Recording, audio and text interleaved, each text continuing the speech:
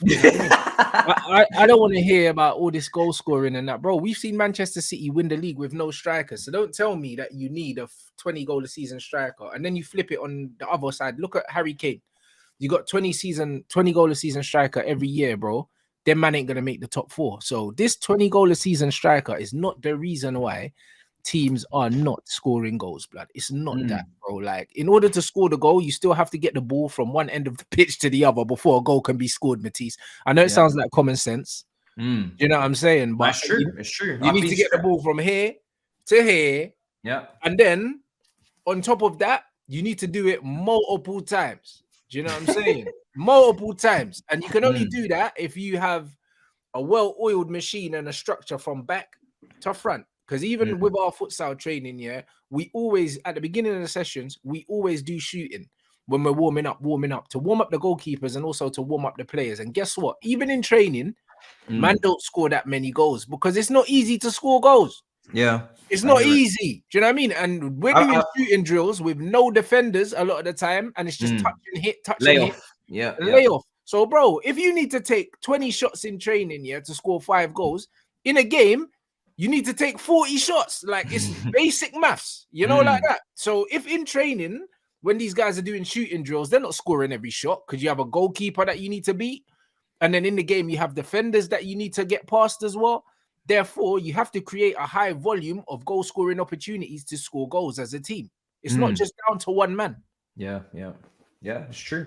You're describing my problem for the last 4 or 5 years, to be honest. You know what I mean? And even with some fresh new wingers and Enzo, again, I don't want just a striker that can finish. I need a striker that can contribute to the chance creation, because if said Enzo gets injured now, what then? Do you know what I mean? If Enzo gets injured, this is what a lot of people aren't remembering when they're speaking about a Lukaku return. If Enzo gets injured, or if we're up against a low block now and Lukaku's his hand up in the air and he wants to run in behind, there's nowhere to run. What now? Drop deep. Come drop deep for us now. We're at a low block at home against Stamford Bridge. Can you come and drop deep and get involved? Can't do it. So nah. For me, the striker needs to be able to contribute. I don't even know why. Like I said, I was manipulated. Do you know what I mean? I was manipulated. I said he was groomed and that. Yeah, I was groomed, bro. It's all PR, and it was all backing on better in business and whatnot. But now that I can see clearly, I don't even know why you'd even want to watch a striker like that. I'm looking at strikers like Alvarez. I'm like, why would you even want that? Why?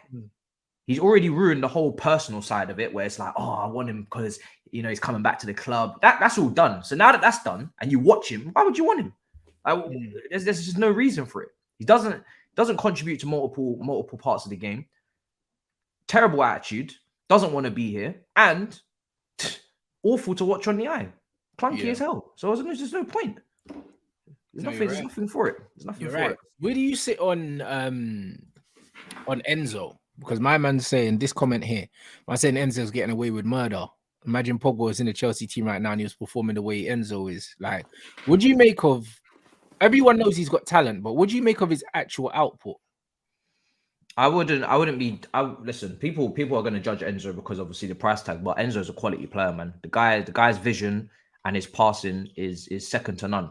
And if you wanna judge Enzo based on Potter and Frank Lampard, then I listen. I don't encourage it, but go right ahead. But the guy's gonna encourage it. I don't encourage it, but he's gonna prove you wrong very quickly once he's been given some sort of stable team to operate in. The guy's passing is ridiculous, and the numbers still show it. So for me, I think that the key with Enzo is to not play him as a 6.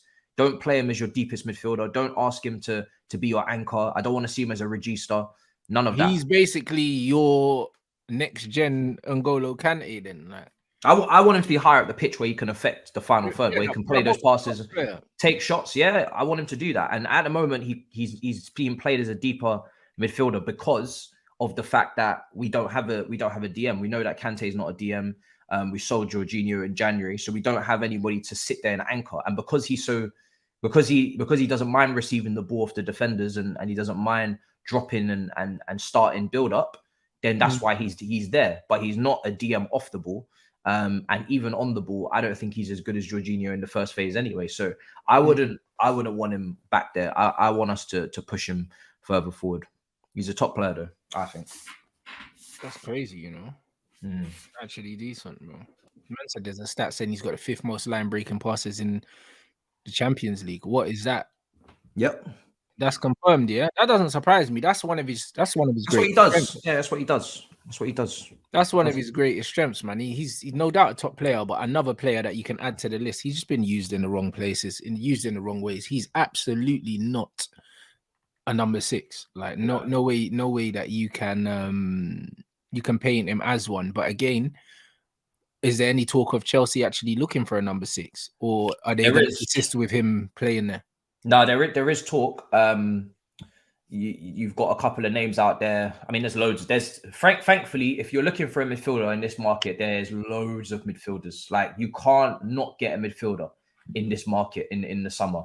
There's Caicedo's, there's McAllister's, there's Lavia's, there's Rice, there's even Kone at Mönchengladbach, who's obviously not a 6, but just in terms of midfield, there's so many players you can go out there and go and bring in. But we have to be looking for a 6 because it's a position that we've neglected. And the funny thing about us is that we know we're neglecting it because we keep getting Zakaria on loan, Sound Guez on loan the last 2 seasons. So we know we need a midfielder. We just don't want to prioritize it and pay for it. This season, we need to prioritize and pay for it. And it's one of the few positions that I actually care about right now is DM, goalkeeper, and striker. After that, I'm good. Like, I'm very on. Don't bring in more than 3-4 players. Well, you have to be good, bro. Look at all the players you got, Matisse. If you're asking for 8 more, it's like, where are you gonna fit them? You already can't fit in the changing room. You got man changing in the car park and that. Matisse. Yeah. I'll be angry if we sign more than 4 players. Like, it's not necessary. It's really not necessary. Like, we have to stick to the spine of the team. Everything around the spine is fine. The right backs sorted, left backs too many, if anything, with Ian Maatson coming back. Right wing, left wing. Listen, there's a couple young players coming through the academy that need to sign new contracts, as far as I'm concerned, because there's talent there. We are always trying to build kind of like the finished article team in the short space of time. We tried it under Lampard when we finished in the top 4. We bought bare players. We bought Havertz, Ziyech, Werner, Silva, Chilwell. Tried to finish the team off. Didn't work. Tried to do it in January, finish the whole team off, didn't work. We need to learn to leave a couple spots for breakouts, for a couple breakout talents. We've already got the main foundations of the team. You just need to fix the spine, add a bit of leadership and a little bit of skill in there. And once that's done, transfer ban us, like literally transfer ban us, because I'm done with transfers after that. Yeah, you don't need no more. Like, at this point, I think Chelsea, like you kind of touched on, Chelsea need to sign characters more than players, like that, because they've got a lot of these young players now, ain't really done nothing in the game, but they're promising. You've got Thiago Silva, but you just need a couple more characters like that. Do you know what I mean?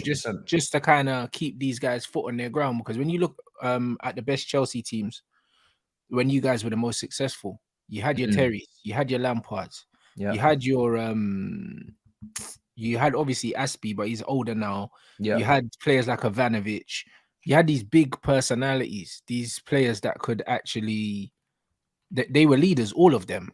Do you know what I'm saying? Even Drogba to a certain extent. Like, these guys are all leaders, they're personalities. Yeah. Like, you don't really have them. Do you know what I mean? You did lose Rudiger, like, who was a big personality. Another one. And you didn't replace his personality with a personality. You replaced him with a Fofana. And do you know what I'm saying? It's one of those things. His personalities. You could even probably add Ashley Cole to that as well. He was a winner. Yeah. Do you know what I'm saying? 100%. You could add him to that, bro. Like, and when you go through all of these Chelsea teams, the most successful ones, they've had these big personalities. And when I look at Man United as well, like, I say the same things. Apart from your 3 players, your Casemiros, your Varans, and your Lissandro, where's the leaders? Another Petr Cech, another one. Where's your leaders? Even Courtois, bro. Like, big personality. Yeah. Where's your personalities? These men were taking gal, like Courtois and Cole. Bro, no one in our team is taking anybody's gal. Bro, man. Authority, bro. Like, where are your personalities now? Where your John Terry? Look how many man we had in this team that was taking gal. It's taking mad, people's gal. Now you got Mason Mount crying over his contract, bro. Taking no prisoners now. It's not like that anymore.